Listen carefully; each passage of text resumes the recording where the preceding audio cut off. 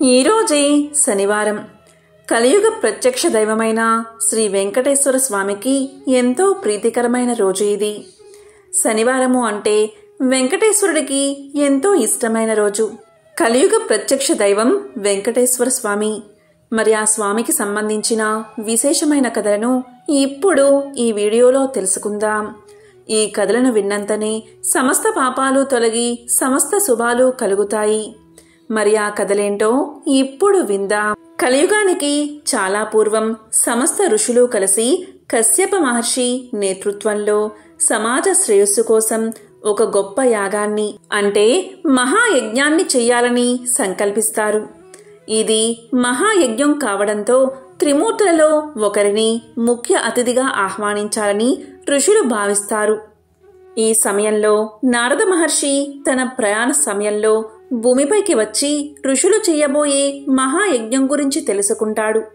అప్పుడు నారదుడు ఇలా పలుకుతాడు: ఓ మహారుషులారా, ఈ యాగంతో మీరు ఎవరిని సంతోష పెట్టబోతున్నారు?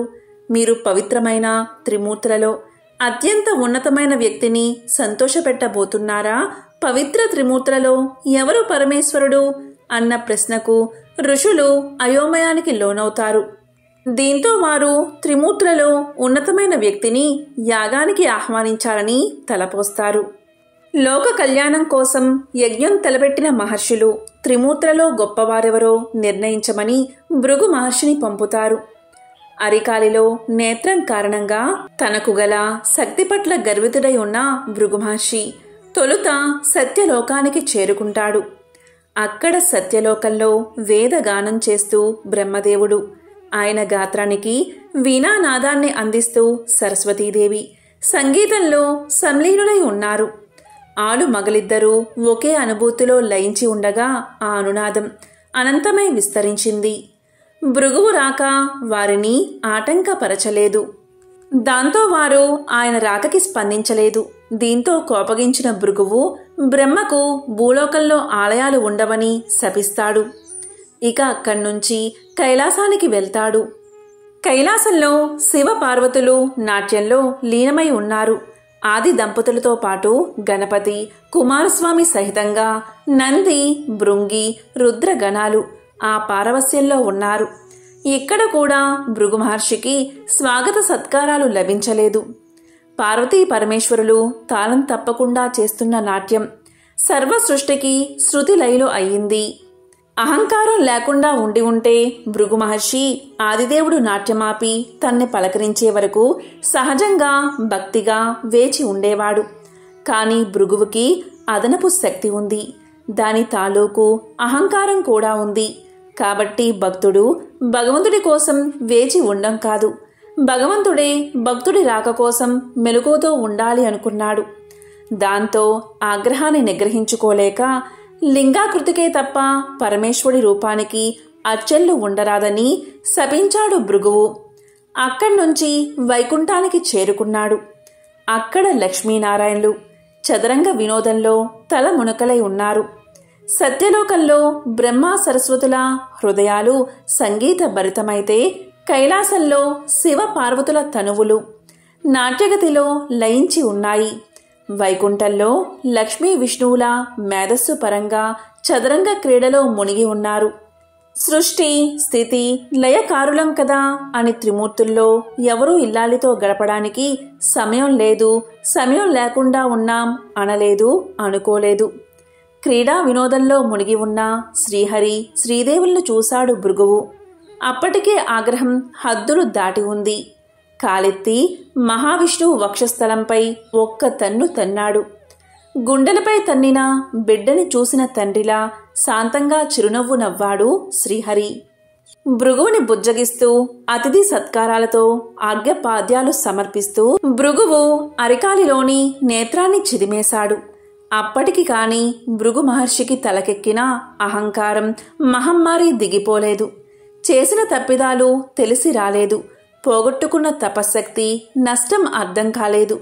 దాంతో దిమ్మ తిరిగి వాస్తవంలోకి వచ్చి పడ్డాడు భృగువు. దుఃఖిస్తూ శ్రీహరి పాదాలపై పడ్డాడు. ఆ పైన పశ్చాత్తాపంతో తపోవనానికి తరలిపోయాడు. అతన్ని ఆశీర్వదించి తిరిగి చూసిన శ్రీహరికి ఎదురుగా శోకమూర్తి అయి శ్రీలక్ష్మి నిలిచి ఉంది. తన నివాస స్థానమైన మహావిష్ణువు వక్షస్థలంపై తన్నిన భృగువుని విష్ణువు శిక్షించకుండా సమాదరించి పంపినందుకు ఆ తల్లి అవమానం చెందింది. అనునయించబోయిన శ్రీమన్నారాయణుడికి శ్రీదేవి శోకాశ్రువులే సమాధానం చెప్పాయి. బాధాతప్తమై ఆ ఇల్లాలు కన్నీటితో భర్తని విడిచిపోయింది. సిరి తనతో ఉన్నప్పుడు సర్వ సంపదలతో వైభవమూర్తే విలసిల్లిన శ్రీమన్నారాయణుడు సిరిదేవి విడిచి వెళ్లడంతో దరిద్ర నారాయణుడై అడవులు పట్టిపోయాడు. గుక్కెడు పాలకి పుట్టలో ఉండి పొదుగు వదిలిన గోమాత పుణ్యాన కడుపు నింపుకున్నాడు. దేశ దిమ్మరిలా తిరుగుతూ వకులమాలని చేరినప్పుడు సైతం ఎవరు నాయనా నీవు అంటే ఏ పేరుని చెప్పను, ఏ పేరుతో పిలిచినా పలుకుతాను, ఏ ఊరని చెప్పను, అన్ని ఊళ్ళు నావే, సిరి నుండే తల్లి ఇప్పుడు తొలగిపోయింది అంటాడు. ఆ తల్లి జాలిపడుతూ అంతే నాయనా లోకరీతి, భాగ్యమున్నంతకాలం అందరూ గౌరవిస్తారు, కలిమి కోల్పోయిన నాడు అన్నీ కోల్పోయినట్టే అంటూ కన్నబిడ్డను ఆదరించినట్లు ఆదరిస్తుంది. ఆశ్రమవాసి అయి వరహమూర్తి అనుమతి పొంది ఆశ్రితుడై జీవిస్తూ ఆకాశరాజ పుత్రి పద్మావతిని పరిణమాడాలి అనుకుంటే పైసలేవి, పెళ్లి చేసుకునేందుకు వడ్డీకి అప్పు తీసుకోవాల్సి వచ్చింది. ఒకప్పుడు సిరి సంపదలకి నెలవైనవాడు. కలకంట కంట కన్నీరొలికితే అది పరిస్థితి. తిరుమల శ్రీ వెంకటేశ్వర స్వామి యొక్క నైవేద్యం కథను ఇప్పుడు తెలుసుకుందాం. పూర్వం తొండమాను చక్రవర్తి స్వామివారిని బంగారు తులసి దళాలతో పూజ చేసేవాడు. కొంతకాలానికి ఎవరూ ఈ విధంగా చేసి ఉండరు అనే గర్వం తొండమాండికి బయలుదేరింది. ఈ విధమైన భావంతోనే ఒకరోజు శ్రీవారి ఆలయంలోకి ప్రవేశించే సమయానికి తాను పూజించిన బంగారు తులసి దళాలు పక్కకు తోయబడి ఉన్నాయి. మట్టితో చేసిన పూలు స్వామివారి పాదాలపై వేయబడి ఉన్నాయి. అది చూసిన తొండమానుడు ఆశ్చర్యానికి లోనయ్యాడు. స్వామివారిని ప్రార్థించాడు తొండమానుడు. తొండమానుడి ప్రార్థన ఆలకించిన స్వామి ఇలా పలికాడు, రాజా, నీవే కాదు, నాకు ప్రియమైన భక్తులు అనేక మంది ఉన్నారు. అటువంటి వారిలో భీముడు ఒకడు. కుండలు చేసుకుని జీవించే కుమ్మరి అయిన భీముడు చెక్కతో నా విగ్రహాన్ని ఇంటిలో ప్రతిష్ఠించుకున్నాడు. ప్రతిరోజు కుండలు చేసిన తర్వాత చేతికి అంటిన మట్టితో పూలు చేసి వాటితో నన్ను పూజిస్తున్నాడు. అవే ఈ మట్టి పువ్వులు. నాకు బంగారు పూలైనా మట్టి పూలైనా ఒక్కటే. అవి సమర్పించడం వెనుక ఉన్న భక్తే నాకు కావాల్సింది అని పలికాడు వెంకటేశ్వరుడు. స్వామివారి మాటలు విన్న తొండమానుడికి జ్ఞానోదయం అవుతుంది. వెంకటేశ్వర స్వామివారు తొండమానుడితో సహా భీముడి ఇంటికి చేరుకుంటారు. శ్రీ వెంకటేశ్వర స్వామిని చూసిన ఆనందంతో భీముడు పరిపరి విధాలుగా కీర్తించి తన ఆతిథ్యాన్ని స్వీకరించమని కోరతాడు. అప్పుడు స్వామివారు దానికి అంగీకరిస్తారు.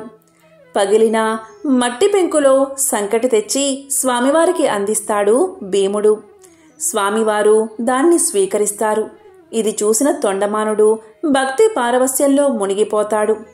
అప్పట్నుంచి ప్రతిరోజు సగం పగిలిన మట్టి పెంకులో నివేదన పెట్టే ఆచారం ఏర్పడింది. ఇప్పటికీ నిత్యం నైవేద్యం కుండ పెంకులోనే సమర్పించబడుతుంది. వివిధ రకాలైన పిండి వంటలు గంగాలాల కొద్దీ నైవేద్యం సమర్పించబడుతూ ఉన్నా అవన్నీ గర్భాలయానికి ముందున్న శయన మండపంలోనే నివేదిస్తారు. ఒక్క ఓడు నైవేద్యం మాత్రం గర్భాలయంలోకి తీసుకెళ్లి నివేదిస్తారు. ప్రతిరోజు నివేదన కొరకు కొత్త కుండ పెంకునే ఉపయోగిస్తారు. అందువల్లనే స్వామివారికి తోమని పల్లాలవాడు అనే పేరు ఏర్పడింది. కాగా కుమ్మరి భీముడు కురవతి నంబిగా ప్రసిద్ధి చెందాడు.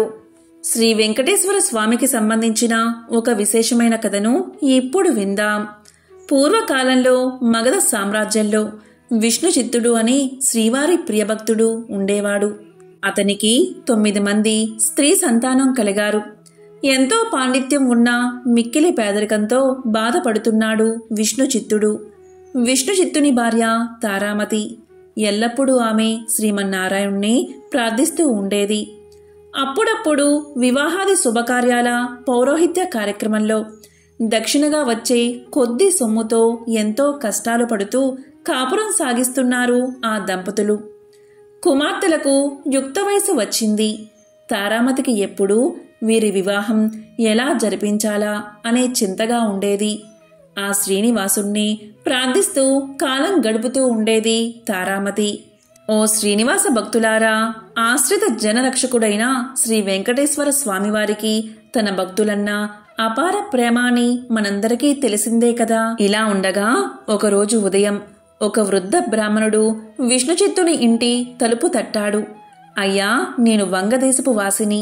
ఒక యజ్ఞం నిమిత్తం వెళుతూ దారి మధ్యలో ఈ దేశానికి చేరుకున్నాను.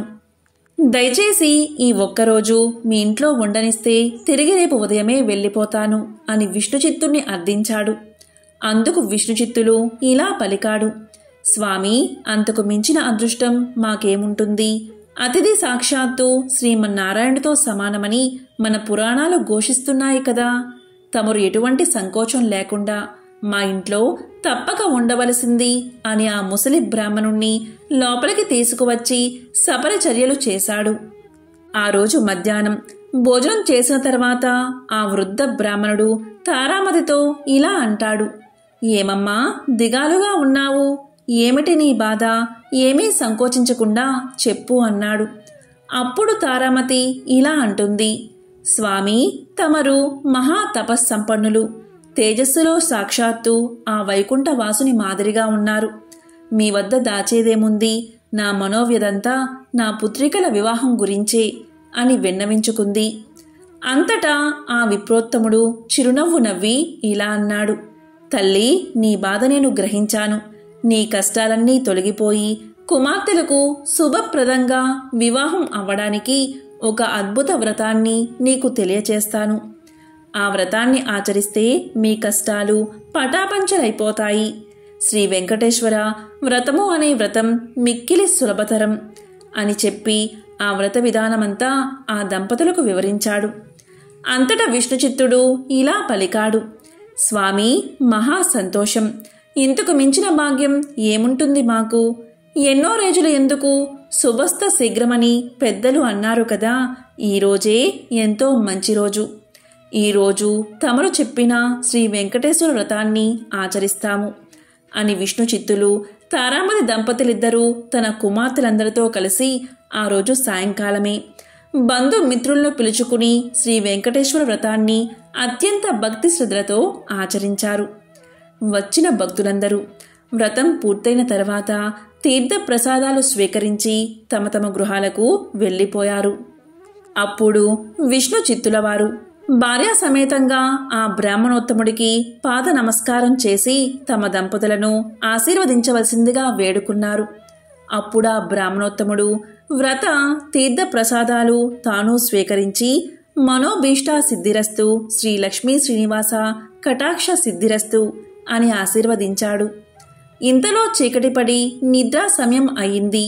అంతట విష్ణుచిత్తుడు ఆ బ్రాహ్మణుడికి ఒక చిరిగిన దుప్పటిని ఇచ్చి కన్నీళ్ల పర్యంతంగా ఇలా పలికాడు, స్వామి, కడుపేదనైనా నా వద్ద ఇంతకు మించి మంచి దుప్పటి లేదు. ఈ రాత్రికి నన్ను క్షమించి దీని యందే పడుకోండి అని వేడుకున్నాడు. అందుకు ఆ బ్రాహ్మణుడు చిరునవ్వు నవ్వి ఇలా అన్నాడు, విష్ణుచిత్త, ఏమీ బాధపడకు. నేను బయట బసారాలో పడుకుంటాను అని చెప్తాడు. కొద్దిసేపటికే అందరూ కూడా నిద్రలోకి జారుకున్నారు. రాత్రి 4వ జామున ఉరుములు మెరుపులతో పెద్ద వర్షం కురిసింది. అంతా కటిక చీకటి. గాఢాంధకారంలో కంటికి ఏమీ కనబడట్లేదు. విష్ణుచిత్తునికి బయట పడుకున్న ఆ ముసలి బ్రాహ్మణుడు ఎలా ఉన్నాడో అని బెంగగా ఉంది. కాని ఈ గాఢాంధకారంలో ఏమీ కనిపించక ఎప్పుడెప్పుడు తెల్లవారుతుందా అని ఆ రాత్రి గడిపాడు విష్ణుచిత్తుడు. ఆ కుటుంబమంతా. ఇంతలో తెల్లారింది. వాన తేలిక పడింది. బయట బ్రాహ్మణుడు ఏమయ్యాడో, ఎంత బాధపడ్డాడో అనుకుంటూ బయటకు వచ్చిన ఆ దంపతులకు అద్భుత దృశ్యం కనిపించింది. అక్కడ విప్రోత్తముడు లేడు. చిరిగిన దుప్పటి స్థానంలో పట్టు పీతాంబరం ఉంది. ఆ పీతాంబరంపై శ్రీ వెంకటేశ్వర స్వామివారి విగ్రహం చిరునవ్వుతో కనిపించింది. జరిగినదంతా ఆ దంపతులకు అర్థమైంది. వారి ఆనందానికి అవధులు లేవు. వచ్చింది సాక్షాత్తు ఆ శ్రీమన్నారాయణుడే. ఆహా, ఏమి మన భాగ్యము! కాని ఆ స్వామివారిని గ్రహించలేకపోయామే. చివరికి చినిగిన దుప్పటి ఇచ్చామే అని తలుస్తూ శ్రీ స్వామివారి విగ్రహాన్ని కళ్ళకు అద్దుకుని ఇంట్లోకి వచ్చారు. ఇల్లంతా స్వర్ణమయంగా కనిపించింది. అంతటా ధనరాశులే. ఆహా, శ్రీ వెంకటేశ్వర స్వామివారి వ్రతకల్ప మహత్యం వల్ల కదా ఇదంతా జరిగింది అని ఆ స్వామిని అనేక విధాలా స్తుతించారు. చూసారా, సాక్షాత్తు శ్రీ స్వామివారే ఆ భక్తుడి ఇంటికి అతిథి రూపంలో వచ్చి వ్రత విధానం చెప్పడమే కాకుండా తీర్థ ప్రసాదాలు కూడా తానే స్వయంగా స్వీకరించాడు. శ్రీ స్వామివారు అంతటి కరుణామయుడు. ఎవరైతే భక్తి శ్రద్ధలతో ఈ వ్రతాన్ని ఆచరిస్తారో వారింటికి తానే స్వయంగా ఏదో రూపంలో తప్పక వస్తాడు. మీరందరూ కూడా ఈ వ్రతాన్ని ఆచరించి స్వామివారి కరుణా కటాక్షాలు పొందండి. శ్రీ లక్ష్మీ శ్రీనివాస కటాక్ష సిద్ధిరస్తు అని విశ్వామిత్రుల వారు ముళ్లకు తెలియచేశారు. శ్రీ వెంకటేశ్వరాయ నమః అనేది వెంకటేశుడి మంత్రం.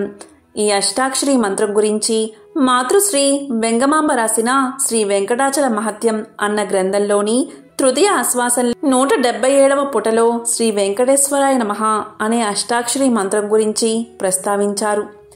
శ్రీనివాసుడు ఈ మంత్రాన్ని ఓంకారపూర్వకంగా జపించవచ్చునని అందులో పేర్కొన్నారు.